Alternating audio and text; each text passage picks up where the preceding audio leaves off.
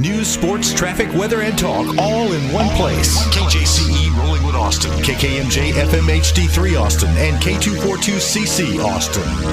This is Voice of the Cage Radio with Patrick Stanger.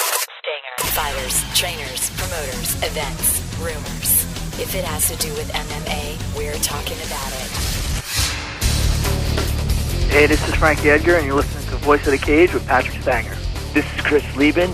You're listening to Voice of the Cage with Patrick Stanger. You don't know, you should know. This is Chael Sonnen, and you're listening to Voice of the Cage with the one and only Patrick Stanger. On the phone, I have, I don't know if he's an Austinite or not yet, but Tim Kennedy. How you doing? Man, I couldn't be better. I could not be better. Unless I was eating, then I'd be better, but I'm not, so... Well, you know, I know you're from California, but you train here in Austin, Texas, at Austin Muay Thai, right? Yes, yep. Do you consider yourself an Austinite, or how long do you have to be in town? Are you keeping it weird, Tim? I couldn't be weirder, honestly. And I am a full-fledged, fire-breathing, meat-eating, loving Texan now. And I love California, but, my home is here, and anywhere I go, where are you from? I'm from Austin. Oh, man, that place is so cool. Yes, it is. So I at heart, in my soul, I'm an Austinite. I don't know if you guys have adopted me yet, and I'm, part of the family, but I hope so. I'm trying to, I'm setting the table, I'm putting the dishes away, take that orphan in and make them your own. I want to be adopted by Austin. Hey, well, I think it's up to you, Tim, so I think you officially just made it official that you are an Austinite. Congratulations. Oh, thank God. Yes. Thank you so much. Thank you. Yes, we're proud to have you, man. Proud to have you. Well, I know you cut a lot of weight. You walk around about 220. You're pretty thick, muscular guy. So you're going to be fighting at middleweight. I'm husky. I like husky. Husky. Big-boned, maybe. I'm not a little fella. I'm walking through the house and I hit something. My wife's always like, "Oh, did you just break that wall?" It's never, "Are you okay, honey?" So. Yeah, I break walls. I fall through ceilings. So cutting weight's never fun, and that's what's happening right now. So you're going to make weight, though, right, Tim? You're going to get there? Oh, yeah. That's man, I've never missed weight. I've never understood. We're professional athletes. The professional, to me, puts the expectation that we're going to get there, we're going to make weight, and then we're going to go in and be in good enough shape to give you guys and everybody watching 15 minutes or 25 minutes of great action. That's the requirement, in my opinion. And a lot of people seem obviously fall pretty short of that. Not me. I'll always make weight, and I'll always, be in shape, put on one hell of a show. Hey, and for those that don't know what we're talking about, let's get to it. You're making your UFC debut Saturday night, July 6th in Las Vegas against Roger Gracie. How you feel about fighting a Gracie? That's exciting. I feel good about it. It's a great fight for me. It's an amazing card to be on. Being my first fight in the UFC and being on the main card of Anderson Silva and Chris Weidman for the title, part of the UFC Fan Expo Fight Week in Vegas. It's the biggest fight card of the year, and I'm one of the main fights on it. So I'm pretty proud, pretty excited, and I got to go out there and put on a show. Cub Swanson and Frankie Edgar, I think, are both ahead of me. But I'm on the main card. If you want to watch my fight, you have to get it on pay-per-view. Don't be deceived. The undercards too, both the Facebook prelims and the fights on FX or Fuel, whichever it's on, are awesome. So I got a bunch of friends fighting on the undercard. So make sure you watch all the fights. Yeah, I think one of your training partners, Andrew Craig, is fighting Chris Lieben at I guess you would call it the main event on FX, right? Yeah. That fight is going to be fantastic. Chris is in great shape. I just spent the past couple of weeks with him in Houston. Before that, he was here in Austin.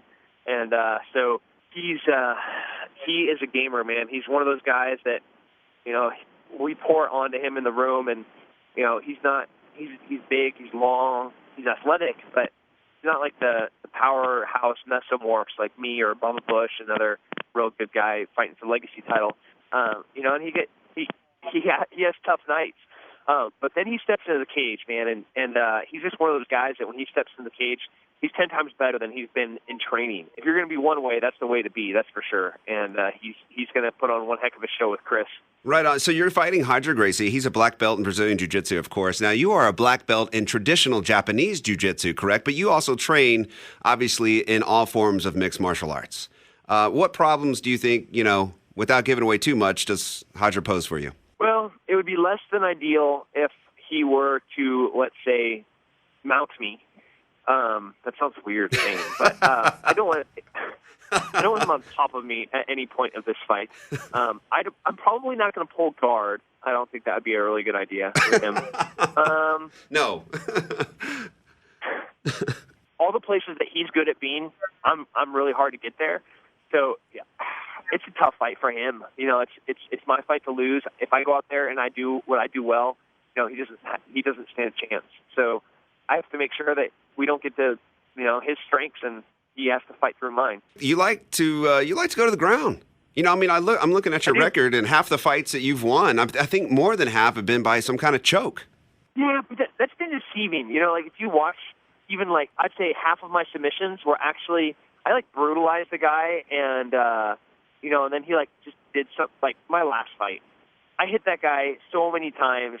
You know, dropped him, uppercuts, overhands. Like I thought I knocked him out in the second round, and that guy with the head of concrete gets back up. I'm like, oh, this is awkward. You know, and then he ends up in a choke after I blast him with an uppercut. It's been like that. Like two of my submissions were submissions from punches. I don't even know how that's possible. Like if you're tapping from punches, you need to get into a different sport. But that's happened. So yeah, I'm batting about 500 between submissions and knockouts. Well, hey, I think this is going to be an interesting fight either way, whether it's stand-up or on the ground. I mean, I'm really looking forward to checking it out. And, of course, you know, I'm sure everyone in Austin's going to be rooting for you. It's UFC 162 happening Saturday night, July 6th in Las Vegas. You can catch it on pay-per-view. You're fighting on the co-main event. That's what we'll call it. Awesome. Hey, I'm excited. Are there any sponsors or any shout-outs you want to mention here to your folks in Austin? Well, my fellow Austinites, you know, so few know anything about fighting. Here's your opportunity to learn and love about the sport. Watch me Saturday night. But, you know, fans first most, you know, listening to these shows and reading all the crazy stuff that we say on Twitter or Facebook. That's keep the sport growing. And so I don't want to be the fourth largest sport. I want to be the largest sport, and we're on our way there. We just got to keep growing. Right on, Tim, man. I appreciate you joining me today, man. Yeah, thanks for having me. Ranger up, my friend. Thanks.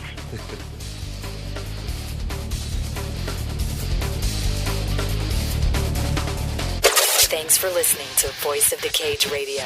Email questions, inquiries, and other business to info@voiceofthecage.com. Facebook search Voice of the Cage and like to get the latest Voice of the Cage radio show.